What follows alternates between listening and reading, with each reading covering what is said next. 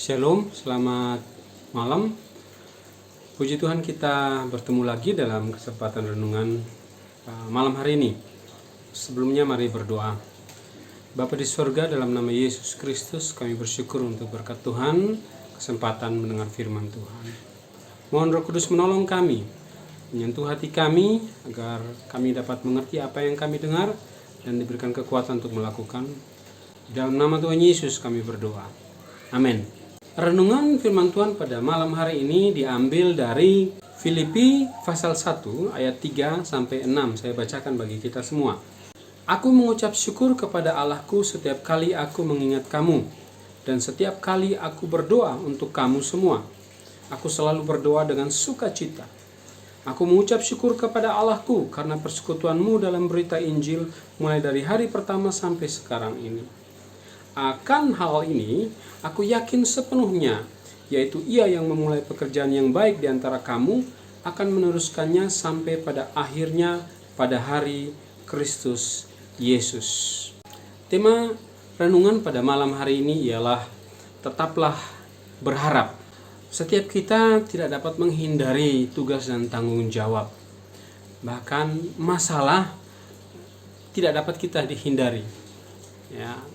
Ada orang yang pernah bilang begini, saya berdoa minta Tuhan kasih masalah supaya saya dewasa, gitu. Lalu pendetanya bilang kepada orang ini, kamu tidak perlu berdoa, kamu tidak perlu meminta masalah itu daripada Tuhan. Masalah itu akan datang dengan sendiri. Orang hidup di tengah dunia yang penuh masalah, penuh tantangan. Nah, dalam melaksanakan tugas tanggung jawab kita akan menghadapi tantangan masalah. Namun sesuai tema hari ini, tetaplah berharap. Ya. Apa maksud dari tetaplah berharap? Kalau kita baca ayat tadi, di dalam ayat 6 dibilang, akan hal ini aku yakin sepenuhnya, yaitu Ia yang memulai pekerjaan yang baik di antara kamu akan meneruskannya sampai pada akhirnya pada hari Kristus Yesus. Kenapa Paulus menyebutkan ayat ini? Karena pengharapan pada ayat-ayat sebelumnya. Seperti pada ayat 3, Paulus bilang begini, aku mengucap syukur kepada Allah setiap kali aku mengingat kamu. Ketika Paulus mengingat jemaat di Filipi, dia mengucap syukur. Ya. Yang kedua, ayat 4, setiap kali aku berdoa untuk kamu semua, aku selalu berdoa dengan sukacita. Paulus bersukacita untuk keberadaan jemaat di Filipi ini. Pada ayat yang kelima, aku mengucap syukur kepada Allahku karena persekutuanmu dalam berita Injil mulai dari hari pertama sampai sekarang ini. Jadi Paulus bersukacita. Kenapa? Karena semua yang sudah terjadi dalam kehidupan jemaat di Filipi.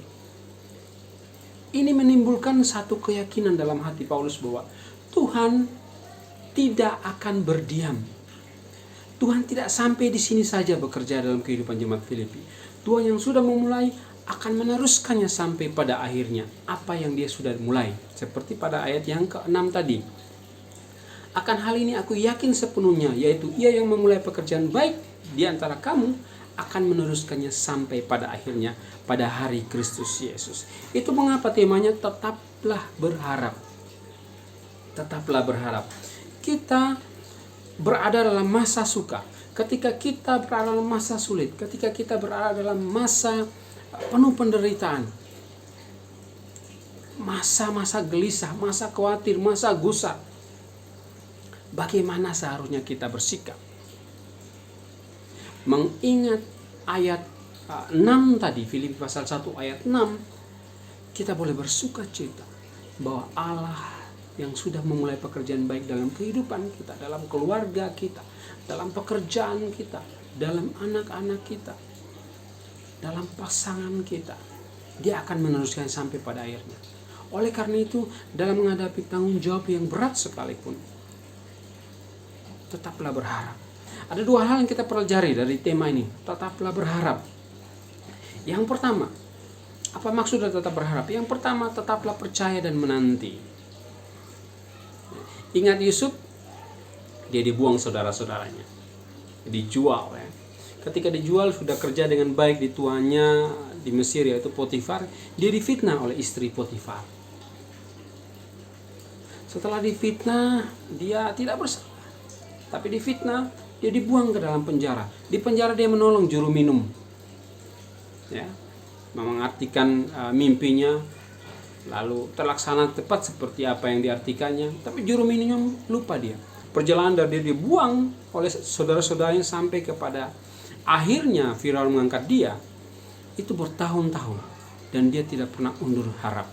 Sampai akhirnya Tuhan mengangkat dia menjadi perdana menteri di Mesir. Dia menjadi berkat bagi Mesir, menjadi berkat bagi bangsa sekitar, bahkan menjadi berkat bagi bangsa Israel. Ingat Daud.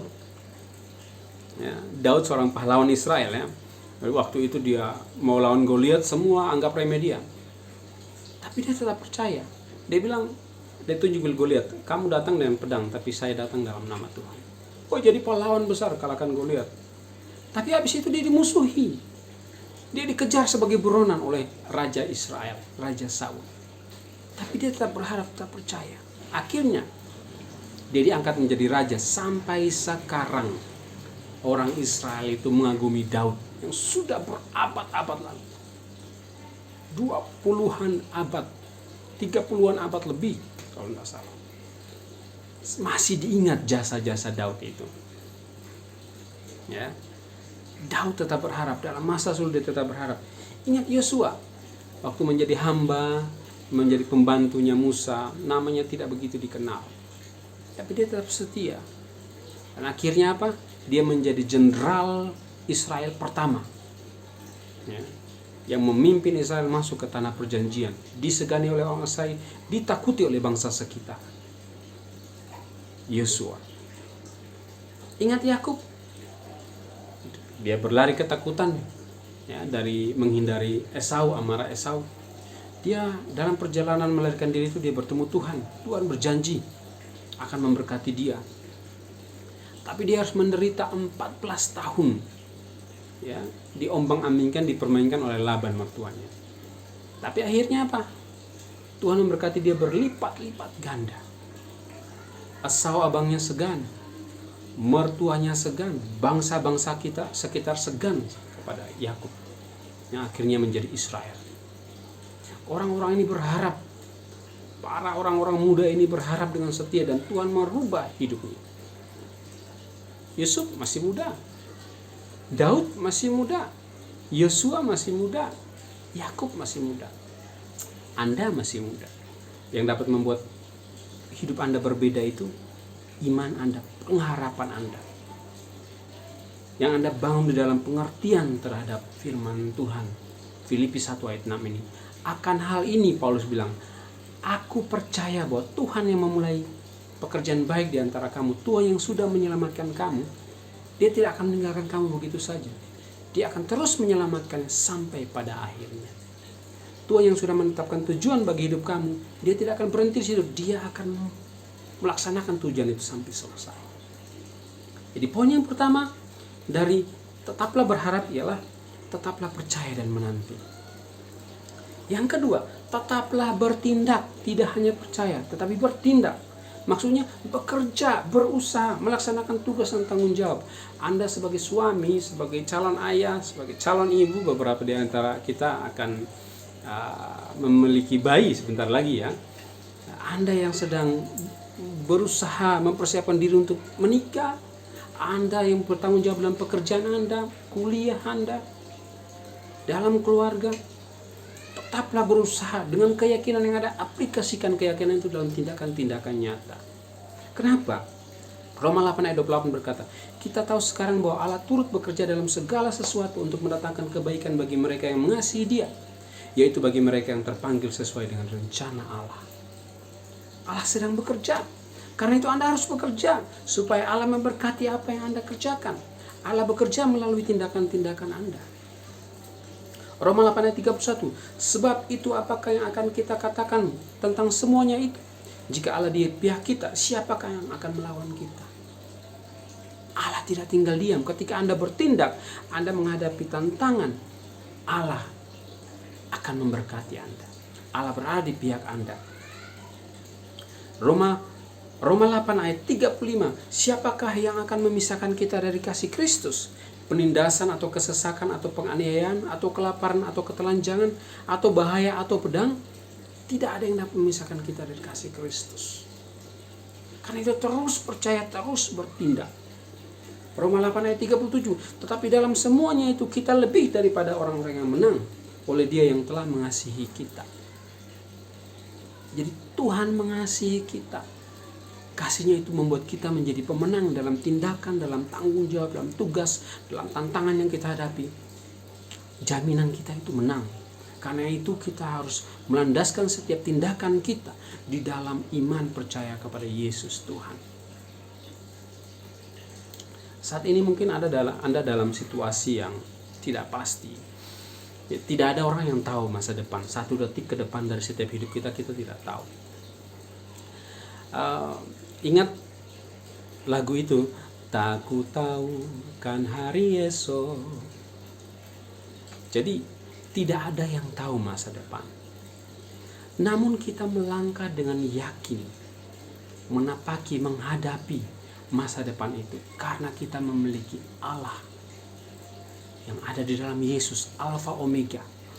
Alfa artinya yang mengawali, Filipi 1 ayat 6 tadi. Omega artinya akhir. Dia akan mengakhiri dengan baik, dengan berhasil. Jadi masa depan kita tidak tahu seberapa besar tanggung jawab yang akan kita hadapi, tantangan yang akan kita hadapi dalam memikul tugas kita sebagai ayah, sebagai suami, sebagai istri, sebagai ibu, sebagai pelajar, sebagai kakak, sebagai adik. Kita tidak ada yang tahu. Namun dengan Yesus pasti ada jalan keluar. Saya mengajak kita dengarkan lagu ini ya sebentar lagi, dan biarlah kita diberkati oleh pujian ini.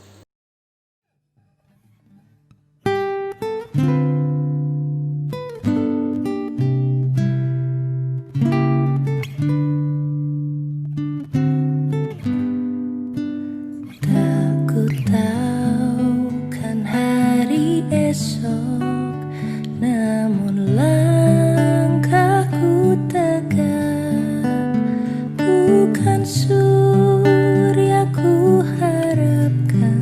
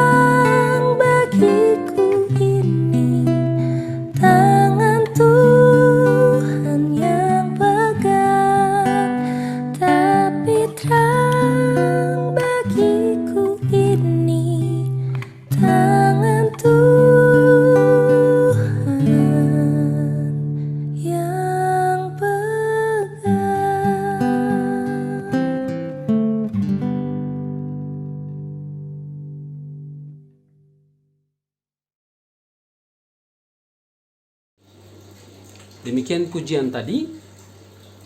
Semoga menguatkan kita untuk tetap setia berharap pada Tuhan, tetap bertindak, tetap mengandalkan Tuhan di dalam kehidupan kita.